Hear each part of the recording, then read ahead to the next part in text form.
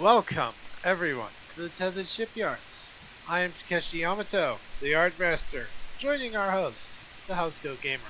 Yo.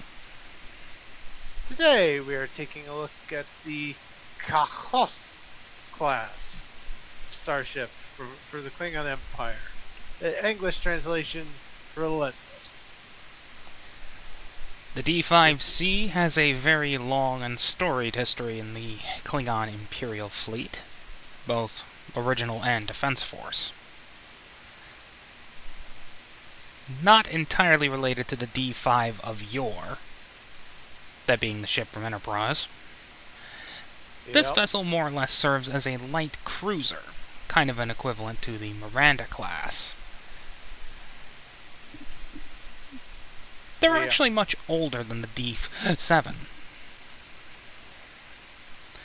but more akin to the Miranda class, it came in multiple configurations. This configuration, as you see here, is the original D5 variant. Such as this version, the F5Q cargo frigate. Lightly armed, but shares the same general frame. Meaning, just like the Federation, the Klingons had their own Miranda. Notes. Okay, I'm adding sections. Notes for, what was the name? The Suspicious class, Pith. Notes for parentheses suspicious. Of course, this isn't the only other D5 variant, including a heavily armed torpedo frigate, showing the usefulness of modular starships. Yeah. Of course, the original version preferred using heavy disruptors to torpedoes, so this was considered a refit. But this is not the last one. In fact, the last one is a science ship. In Klingon Academy, this was used as a jamming cruiser. Huh.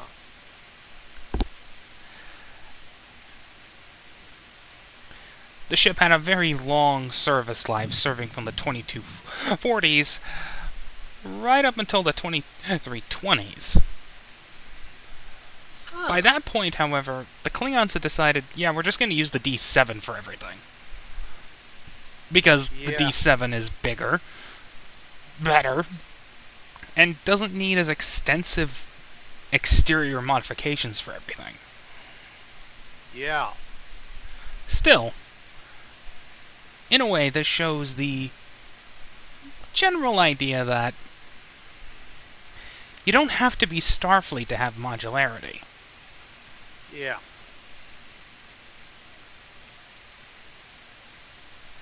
Oh. It's roughly the same size as the Miranda class. Right, so probably same amounts of crew, so scale 4. Yep. Alright. Entered service date. 2240. 2240. Okay, so this gives us 44 points to work with. We'll start by putting 7 into every system as the baseline. So that's 42 points. And from there we have 2 more points to add. Let's see. And the book suggests that, let's see.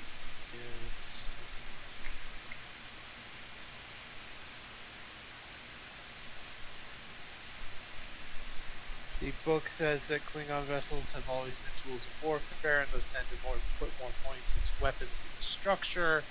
So we will bring those both up to 8.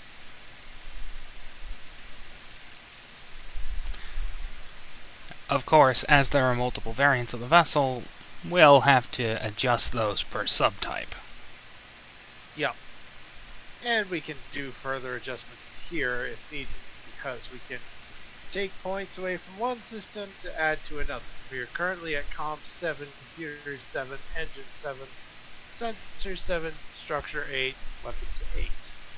This is a bread and butter boat. It does not have the best computers or sensors in the world, unless it's the science vessel type. So drop computers and sensors both down to 6. And we'll put an extra point into weapons. Got one more point. I would say engines. It's a nippy little thing.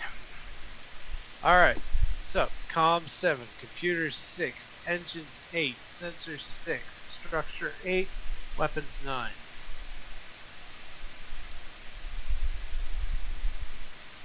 Alright. Think that works. Okay. Departments. This would actually have something of a medical role. So 1 point in medicine at least. Yep. Remember, this is the jack of all trades Klingon ship. Right, so 1 point just like medicine. the Miranda. Yeah. 1 point in medicine, 1 point in security. Let's see. Let me look up the Miranda to see what it had. It has in the book. Miranda. Let's see, Earth. So, oh, okay. Miranda. This so needs a redo. Yeah. The Miranda in STA has baseline stats, has a point each in command, con, and science. Obviously, we're not doing that with this thing. So, point in security, point in medicine. Probably engineering. This is the jack of all trades boat for the Klingons. Fair enough. So, point in engineering. Alright.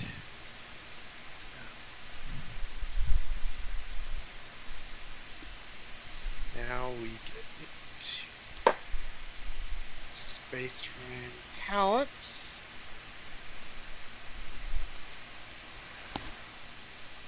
The Miranda had extensive shuttle bays. Not sure about this one. I don't see any shuttle bays on this thing. Though, to be fair, considering the age of the model, it may have a shuttle bay, but not a big one. Again, Thomas Morone or anyone from STO who's watching this, kindly make a variant for STO. Yeah, but don't make it a carrier. You did that mistake with the Norway. I mean, come on, that thing didn't have any didn't have the biggest shuttle bays in the world anyways. Yeah. Alright. Make it a frigate. Yeah. It would fit. Let's see. Alright. So, thoughts I'm thinking of for the baseline talents. We can have up to 2, but I'm not sure which ones we will go with. Rugged design. It's Klingon. Okay. Yeah, rugged design. That's... That one... I'm pretty sure it would actually... that the second one would change per variant. After all, one has torpedoes, one doesn't. One has a powerful energy weapon, the other doesn't. One has exceptionally powerful sensor arrays for a ship of its size. The rest don't. Yeah. You get the general idea. Yeah.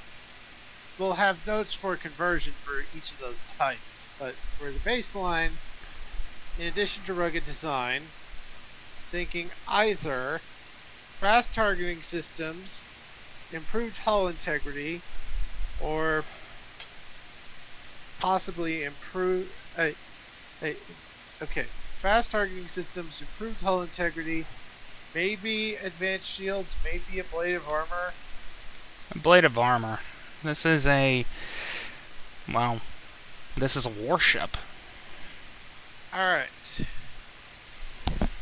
ablative armor. Now we get into the weapons. Strength 3 tractor beam, as always. Disruptor banks. This version does not have a photon torpedo launcher in spite of the massive... That's actually just a heavy disruptor cannon. Okay, so disruptor banks, disruptor cannons.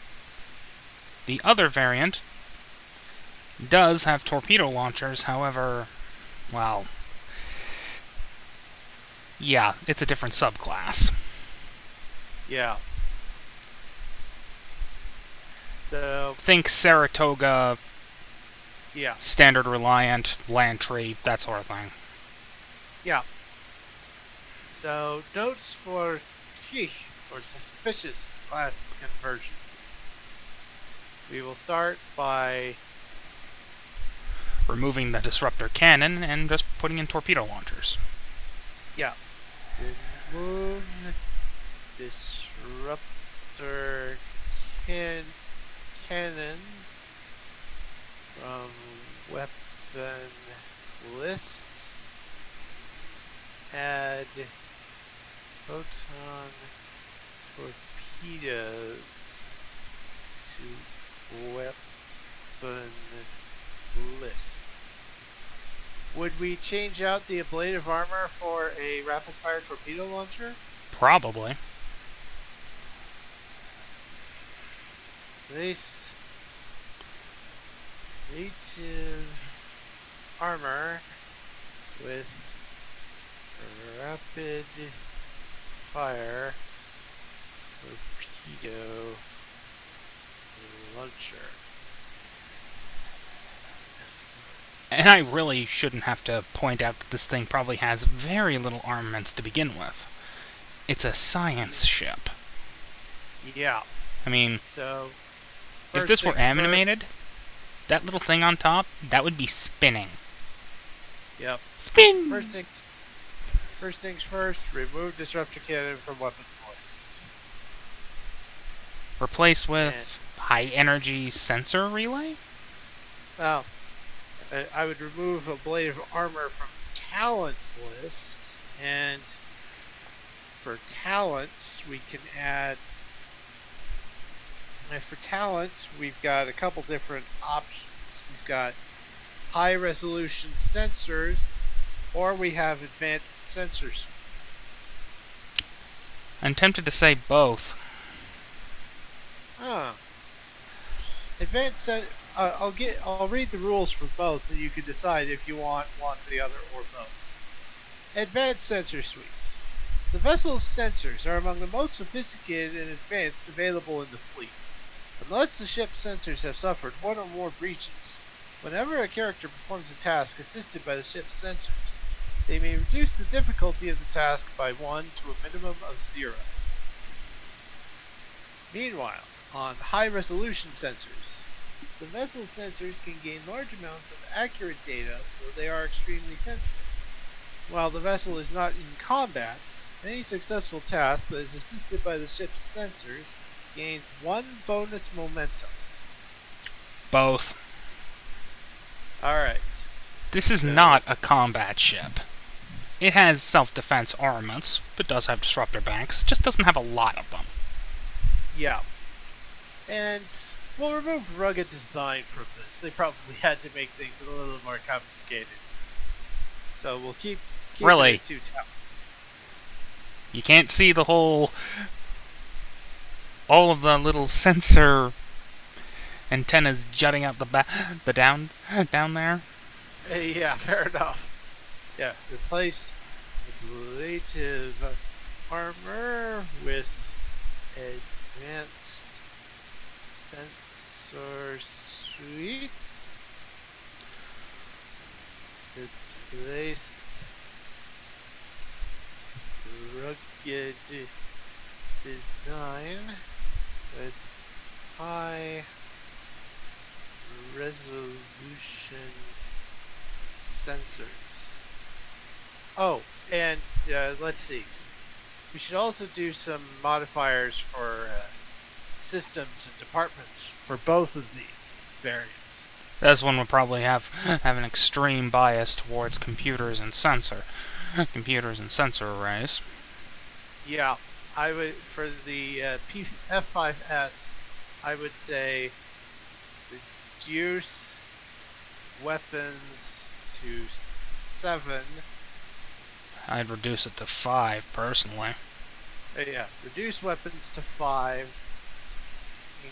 Increase sensors and computers both to 8.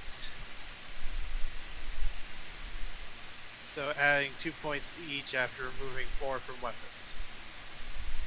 When the Klingons decide to do science, they do it the brute force way. Yep. And also, remove the +1 from security and the +1 from medicine. And put both in science, because this is a science ship. To bring science to +2. And I think that full combination thing works for the F5 for the science variant. Let's go back to the torpedo variant for potential modification. Okay, for the torpedo variant. Systems variants are probably fine, but for departments, I would say remove the +1 from medicine to increase security to +2. Because torpedoes.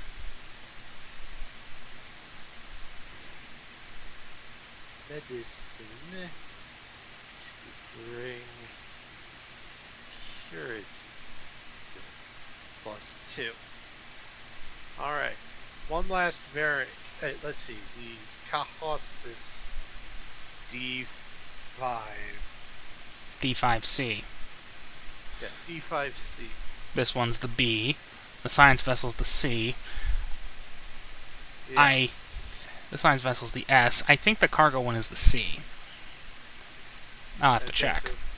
Yeah, cargo one is F5C, I guess. Alright, put that into dock. The F5Q freighter. Does F5Q. Alright. This probably has next to nothing in the way of weapons. It's a freighter. Any weapons it's got are self-defense only. Yeah. Let's see. So, we will do some of the same things that we did in the we will do some of the same things that we did for the science variant. We will remove the +1 from security, and we will remove and we'll drop the weapons down to 5. We will, let's see, we'll leave the sensors at 6, but we got 5 points, but we have a total of 4 points to spend. So I'm thinking maybe computers 8, engines 9, structure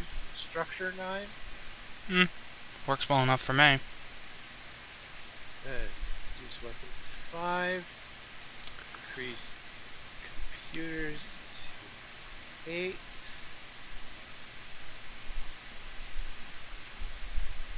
Increase engines structure to... Anyway, that is the D5. Starfleet commands Klingon Miranda. Yep. And I would say, for departments, I would say taking the +1 from science to put it in con. Because cargo ships need to run away. Yep.